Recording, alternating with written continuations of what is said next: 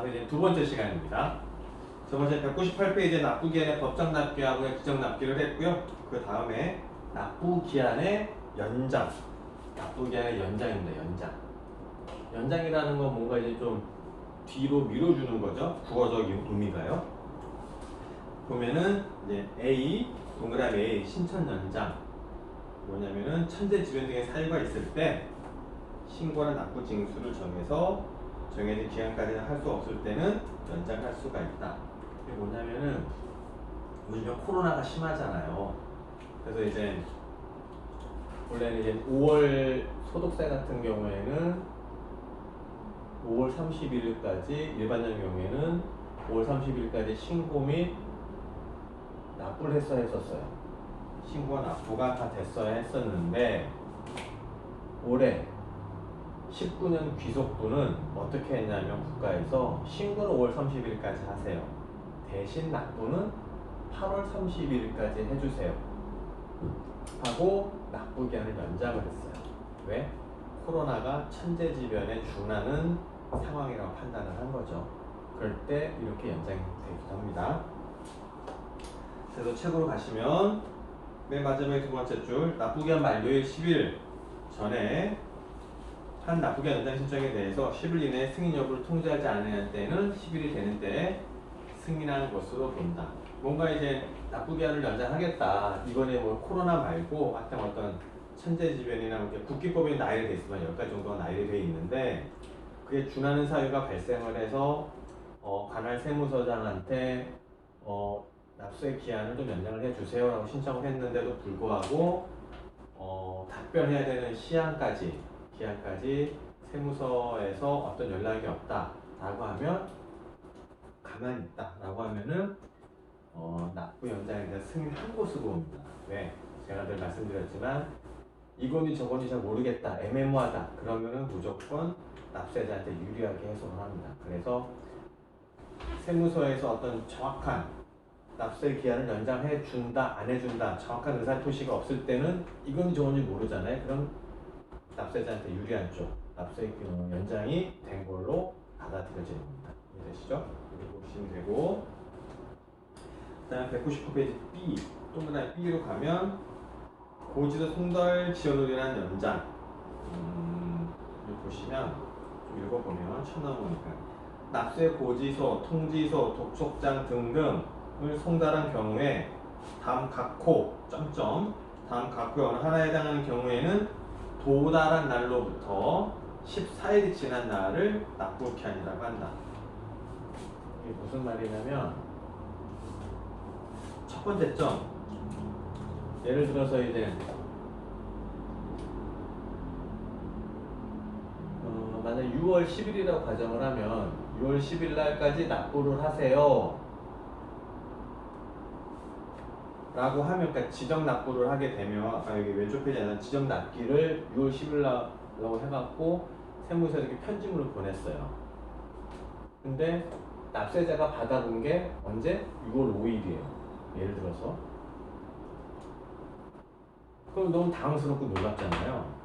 그렇다고 해서 바로 내기는 며칠 뭐 4, 5일 있다 내기에는 뭐 이게 제대로 과세된 건지 좀 알아봐야 되고 하면은 이 시간은 너무 촉박하다는 거예요. 그래서 이 편지물에 6월 10일까지 납부하세요 라고 편지물을 받았다고 하더라도 납세자는 이걸 받은 날로부터 언제? 14일. 그러니까 이거 14를 더하면 되겠죠? 초임 불산일이니까 밀법상 14 하면은 6월 19일까지가 납부 기한이 되는 겁니다. 납부 기한이. 그래서 이거는 아니죠. 이거는. 두 번째, 도달한 날로부터 14일 이내 납부 기한이 되는 때. 또 마찬가지고요. 그 다음에 디귿, 동그라미 디귿, 연납은 납세 의무자로 하여금 납세 자금을 준비하도록 하는 등의 목적으로 조세 납부를 연기시켜주는 제도입니다.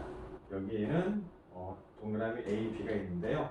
분납과 연부 연납이 있습니다. 분납과 연부 연납. 지금 여기 오늘 하는 거는 다들 용어에 대한 공부입니다. 용어. 가세법 용어이기 때문에 용어를 익힌다 하고 생각하시면 돼요. 연납에는 분납과 연부 연납. 분납 보시면 내국법인이 납부할 세액이 그러니까 뭐 법인세, 그다음에 소득세, 그다음에 또 밑에 밑으로 보시면은 상속세나 증여세가 얼마? 1,000만 원 이상이 되면 그때는 분납을 신청할 수가 있어요. 분납을 예를 들어서 뭐 법인이든 뭐 개인이든 아니면은 상속세나 증여세든 이렇게 세 가지 경우인데 만약 이 사람이 내야 될 금액이 1,500만 원이다.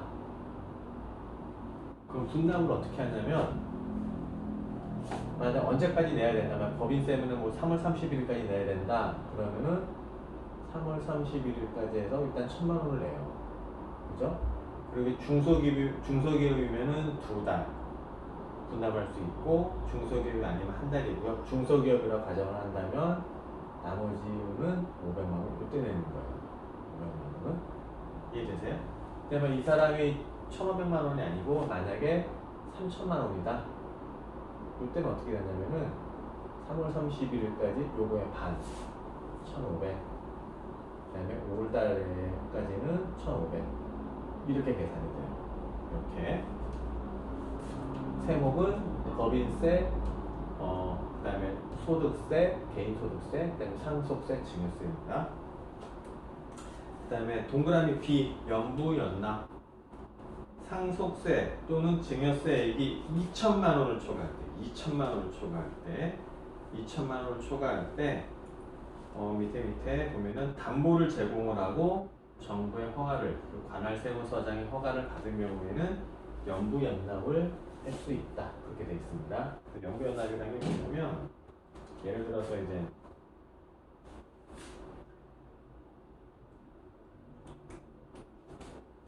예를 들면 상속세가 만약에 이제 한 3억이 나왔어요. 3억이 예를 들어서 굉장히 큰 돈이에요. 굉장히 큰 돈. 한꺼번에 내기는 쉽지 않아요. 유족들이요. 그러니까 이걸 한꺼번에 내기는 어려우니까 이거를 몇 회에 걸쳐서 뭐 6회든 몇 회에 걸쳐 갖고 나눠서 내겠다는 거예요. 나눠서 6회면은 5천만 원씩, 그죠? 5천만 원씩 쭉쭉쭉 내겠다는 거예요. 그러면은 납세자 입장에서는 한꺼번에 3억을 내는 것보다는 작은 부담이 좀 완화가 되고요. 국가 입장에서는 한꺼번에 받는 것보다는 좀 그렇긴 하더라도 결국 3억에 대해서는 다 회수를 할 수 있고, 그렇다고 해서 이제 이 사람이 서류상으로만 이렇게 연부연납을 신청한 걸 받아주면 국가 입장에서 만약 이 사람이 못 내게 됐을 때, 이 상속세를 못 내게 됐을 때 또 체납형으로 무효가 있을 수가 있잖아요. 조세처분 확보하기 위해서 담보를 받습니다. 담보. 그래서 이제 부동산이나 주식이나 채권이나 이렇게 환가가 쉬운 걸 위주로 받아요.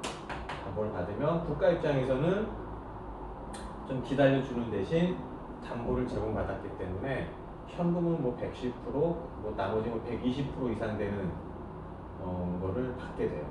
그러니까 내가 만약 3억이면은 서울보증보험에 그런 증권으로 대체하면은 3억 3천짜리 보증서 갖다 제출해야 되고, 부동산이면은 3억 6천에 대해서 설정을 해줘야 돼요. 납세자가. 그럼 국가 입장에서는 본인의 채권이 띄일 리가 없죠. 그러니까 국가 입장에서는 안전하죠. 그래서 이제 납세를 갖다가 연부연납을 허락을 해주고, 그럼 5천씩 받냐? 안 그래요. 또 연부연납 신청을 해서 허가를 받을 때 그때 바로 이제 5천 바로 이걸 갖다 납부를 하고요. 그다음에 예를 들어서 이제 어느 정도 이제 기간에서 이제 협의를 하거든요. 그래서 이제 하게 되면 요 기간에 대한 이자를 붙여요. 이자. 그래서 더하기 알파 또 알파. 그래서 이자까지 붙입니다. 이자까지. 그러니까 원금뿐만 아니라 이자가 좀 더 붙죠. 그래서 3억이 아니고 3억 얼마가 될 겁니다. 실제로 납세자가 내는 겁니다. 그래도 당장 3억을 내는 것보다는 납세자가 받아들일 수 있는 범위이기 때문에 이런 연부연납제도가 많이 활용되고 있습니다. 주의하시면 되고요. 그 다음에 200페이지 납세고지로 갑니다.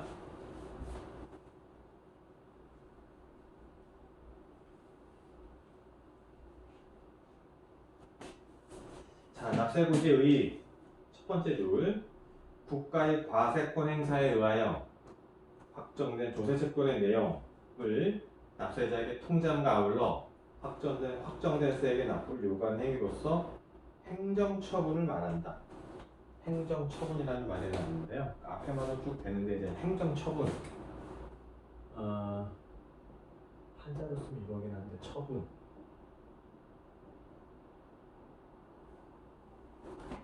우리나라가 그냥 상권 분립이잖아요. 상권 분립. 입법부,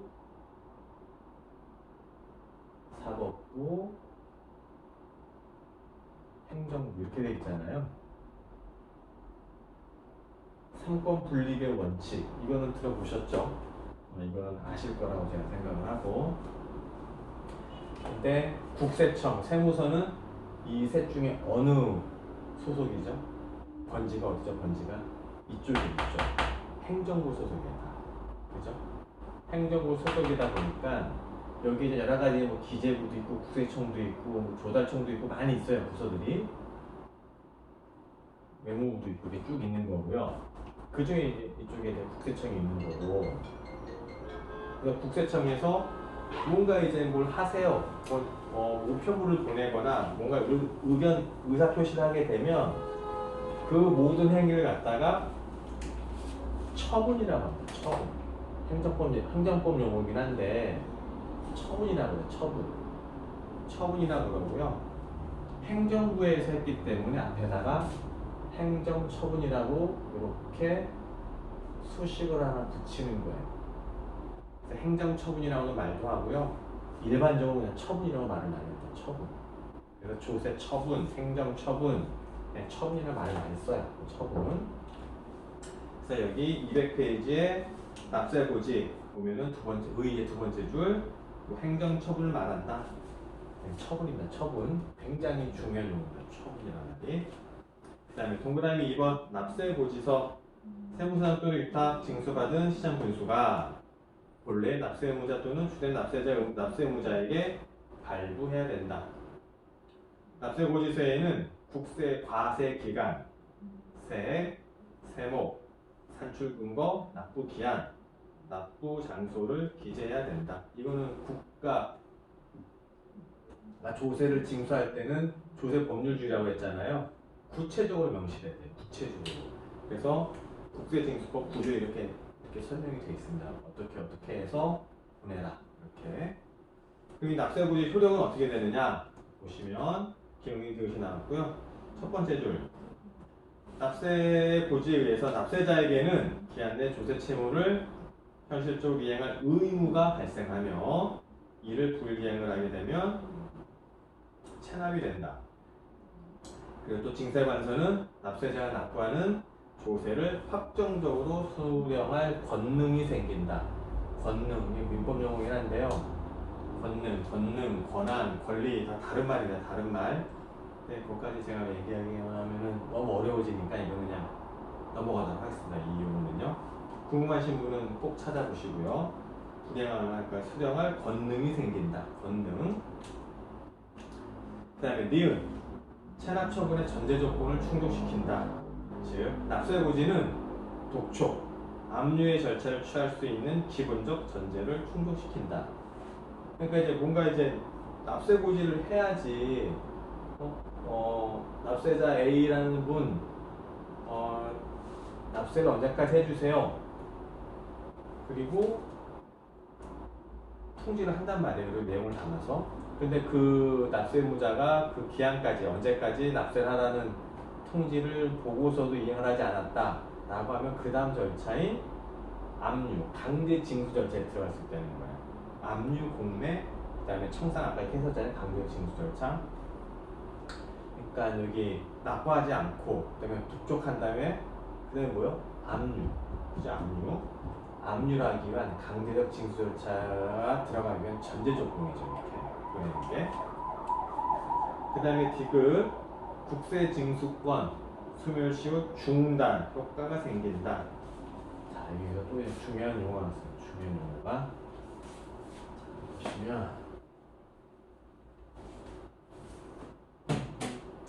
소멸시 후 중단.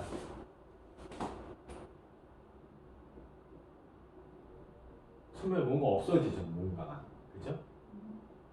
시간으로 정한 효과. 그죠? 하여튼 뭔가 시간이 지나면 없어지는 거예요. 없어지는 거. 예를 들어서 국가가 이렇게 있어요. 그냥 납세자가 이렇게 있어요. 납세자 A. 근데 이 사람이 이제 뭔가 세금을 내야 될 게 있는데 예를 들어서 1억을 안 내고 있었어요. 안 내고 어떤 이유로 인해서. 근데 국가가 이거를 알고 있으면서 아무런 조치를 안 하는 거예요. 편지물을 보내거나 압류를 하거나 뭐 교부 청구를 하거나 여러 가지 등등 어떤 국가가 임의적 징수 절차나 강제적 징수 절차에 들어가지 않고 그냥 방치하고 있는 거예요. 즉 조세 공무원이 누락한 거죠. 예를 들어서 이렇게 된 거죠. 근데 납세자의 입장에서는 본인이 1억이 체납이 돼 있다는 걸 누구보다 너무나 잘 알고 있어요. 마음이 편하지가 않겠죠. 한 달, 두 달, 1년, 2년 세월이 흘러요.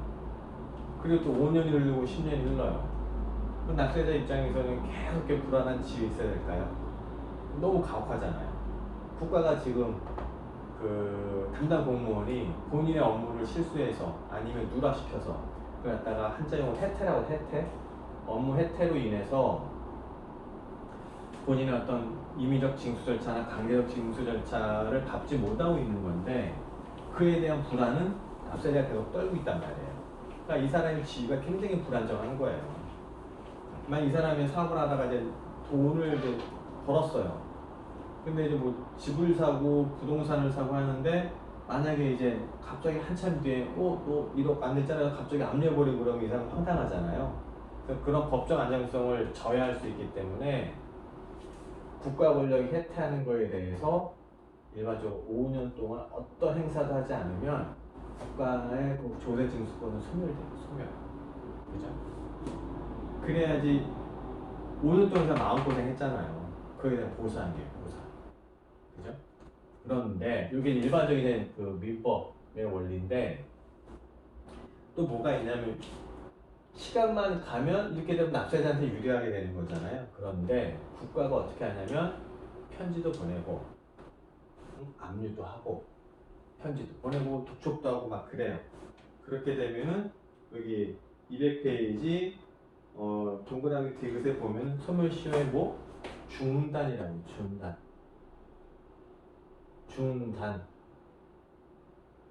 이거랑 또 비교되는 게 정지가 있는데 중단이라는 건 뭐냐면 아까 여기 좀 공무원이 놀고 있다 그랬잖아요. 업무 해태하고 있다 그랬잖아요. 그러면은 시효가 쭉 가요. 이렇게 5년이라는 시간이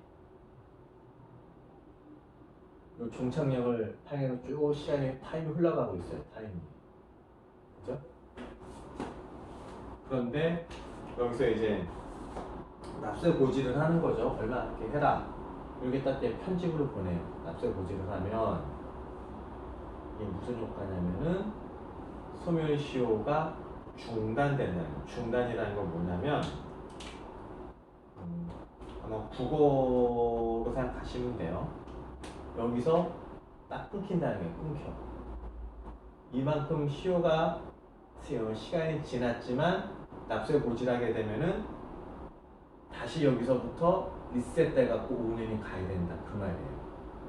중단이라는 거는. 근데 제가 여기다 썼던 정지는 뭐냐면 홀딩이에요. 홀딩이에요.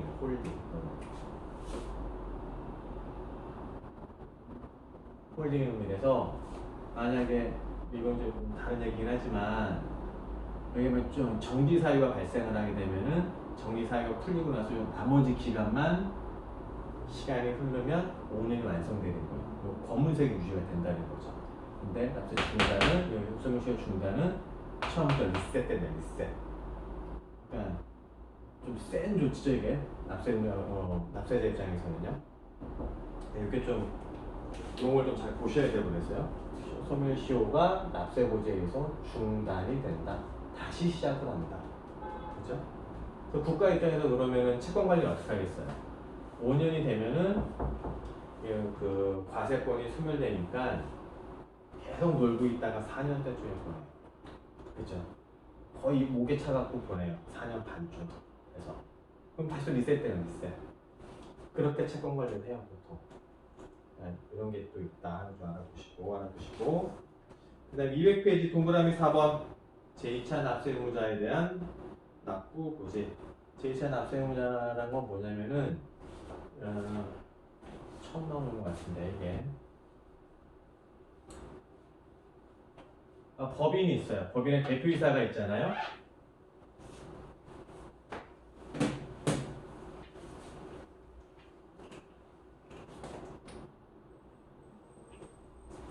법인이 있으면 대표이사가 있고요. 그 다음에 이제 주주 중에 배우자가 있을 수 있고, 그 다음에 자녀가 있을 수 있고, 기타 제3자. 또 이게 구성을 많이 하거든요. 법인들 주주 구성을 우리나라 중소기업들은요. 이렇게 되면 원래 법인의 대표이사가 예를 들어서 이게 한 40% 갖고 20%, 뭐 30%, 10%가 있다고 하면 회사가 이제 만약에 잘 되면 상관이 없지만 잘 안 됐다, 뭐 체납이 발생을 그런다. 그러면 이 사람은 지분만큼만 이제 부담을 하면 되는 거예요. 그죠? 근데 이제 여기서 보면 상대방 입장, 즉 국가 입장에서 보면 이 사람들은 한 세트, 한 그룹이죠, 한 그룹. 다 특수관계 있잖아요. 나, 배우자, 자녀. 다 항상 같이 얼굴 보고 밥 먹고 하는 특수관계에 있다고 보는 거예요. 그럼 세법적 특수관계는 법인세법, 상민세법 다 얘기 돼 있어요. 그 범위는요. 제가 좀 쉽게 풀어서 말씀드리는 거고, 하여튼간 이거는 명백한 특수관계에 있는 사람들이에요. 그럼 이 사람들은 한 세트로. 그래서 대표이사가 만약에 문제가 있다라고 하면은 국가에서는 이 사람한테 40%만 걷어들이는 것보다 요거 합쳐서 90%죠. 이걸 다 책임을 지우는 거예요. 책임을. 그렇게 되면 요 두 사람에 대한 그 부분까지 국가에서 걷어들일 수가 세금을 걷어들일 수 있기 때문에 전체 세금을 걷어들이면서 보충성이 있다고요. 보충성. 이 사람들을 제2차 납세입니다. 제2차 납세. 이 부분들을 대표이사와 특수관계에 있는 사람들의 주식을 모두 합쳐서 50 플러스 한 주 이상이 되면은 과점주주라고 해요. 과점주주인 경우에는 제2차 납세의무자의 보충성을 진다. 그렇게 표현을 합니다. 그래서 여기 200페이지 동그라미 4번을 보면 제2차 납세의무자 또는 납세보증인에 대하여 그의 보충적 납세의무를 이행하도록 청구하는 절차는 납부통지서에 올한다. 이렇게 이해하시면 되고요. 자, 그 다음에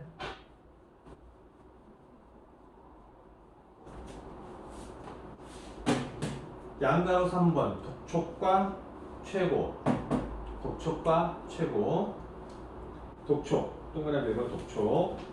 조세 채권자인 징세권자가 납부기한까지 불이행되어 체납된 조세 채무에 대해서 납세자에게 빨리 세금 내세요 라고 얘기하는 걸 갖다가 독촉이라고 합니다. 독촉. 이행을 한다는 거는 뭔가 행동을 옮긴다는 뜻이에요. 국어적으로는. 그 다음에 동그라미 2번 최고.